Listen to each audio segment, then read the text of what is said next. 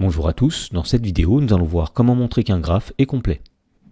Dans l'exemple, on nous demande dans chaque cas de dire si le graphe non orienté proposé est complet ou ne l'est pas. Donc ici nous avons deux graphes qui nous sont proposés, et donc pour répondre à la question, nous allons commencer par rappeler ce qu'est un graphe complet.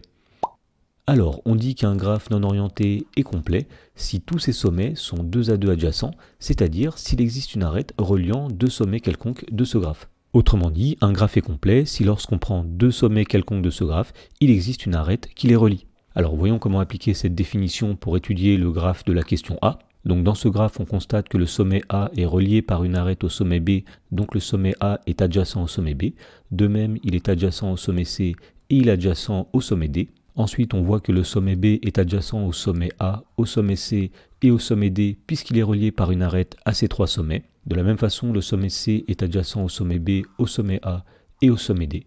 Et pour terminer, le sommet D est adjacent au sommet A, au sommet B et au sommet C. Donc on constate ici que si on prend deux sommets quelconques de ce graphe, ils seront reliés par une arête. Donc on peut dire ici que ce graphe est complet. Dans la question B, on est en présence d'un graphe d'ordre 5, c'est-à-dire un graphe qui possède 5 sommets, qui sont A, B, C, D et E.